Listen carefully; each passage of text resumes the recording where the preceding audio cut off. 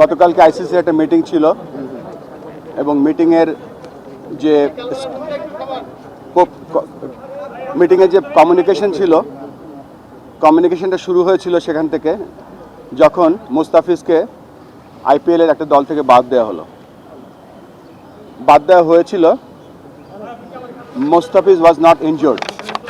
মুস্তাফিজ নিজে থেকে নাম উইথড্র করেনি। মুস্তাফিজ, বাংলাদেশ ক্রিকেট বোর্ড তার এনওসি ক্যান্সেল করেনি। নিরাপত্তাজনিত কারণে মুস্তাফিজকে আইপিএলের একটা দল থেকে বাদ দেওয়া হয়েছিল। পরবর্তীতে আমরা গভর্নমেন্টের মাধ্যমে জানতে পারলাম এবং আমরা ফিল করেছি সিকিউরিটি একটা বড় ইস্যু এই 2020 ওয়ার্ল্ড কাপের জন্য।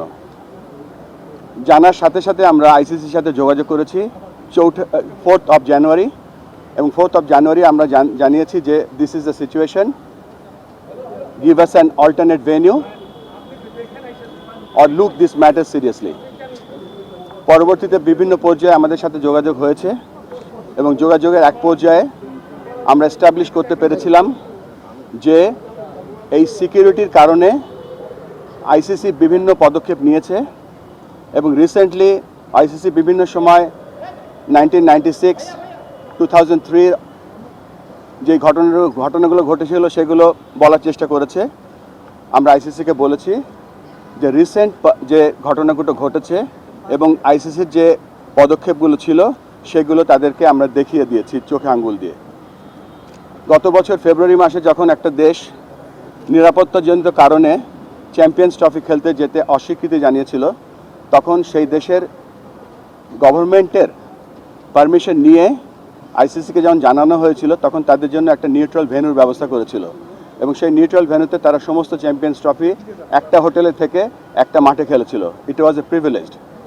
পরবর্তীতে যে আপনারা জানেন যে হাইব্রিড মডেলটা যেটা এখন হচ্ছে, আমরা সকলে বলছি যে শ্রীলঙ্কা কো হোস্ট না, শ্রীলঙ্কা হাইব্রিড মডেলের একটা অংশ, যেখানে অন্য অন্য দেশের খেলাগুলো হচ্ছে সেখানে।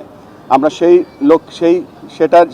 সেই দিকে তাকিয়ে আমরা বলেছিলাম যে যেহেতু এটা হাইব্রিড মডেলটাও হয়েছে বিকজ অফ সিকিউরিটি এবং গভর্নমেন্টের অনীহার কারণে, আমরা সেই লাইনেও তাদের আইসিসিকে বলার চেষ্টা করেছি এবং বুঝিয়েছি, কিন্তু তারপরে আমাদের আবেদনকে খারিজ করে দেওয়া হয়েছে। আমরা আবারও চেষ্টা করব আজকে আর কি পথ আছে আইসিসিকে বলা। আপনারা হয়তো গতকালকে শুনেছেন যে একটা ভোট হয়েছে। ভোটের নাম্বারটা অফিসিয়ালি আমি বলতে চাচ্ছি না, কেননা আইসিসি সেটা বলতে বারণ করেছে, কিন্তু বিভিন্ন জায়গায় ভোটের একটা নাম্বার দেখতে পাচ্ছি। আমরা খুব সন্দিহান।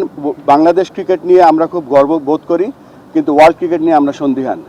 যেখানে ক্রিকেটের পপুলারিটি কমে যাচ্ছে, সেখানে আইসিসি এরকম অলমোস্ট 200 মিলিয়ন লোকের খেলা দেখার বা খেলার যে একটা প্রত্যেক দিন আমরা বিশ্বাস করতাম যে এই কয়দিন যে আমাদের প্রত্যেকটা লোক সকালবেলা উঠে শুনতে পাবে যে বাংলাদেশ বিশ্বকাপ খেলছে এবং আইসিসি বাংলাদেশের আবেদনটা মেনে নিয়েছে।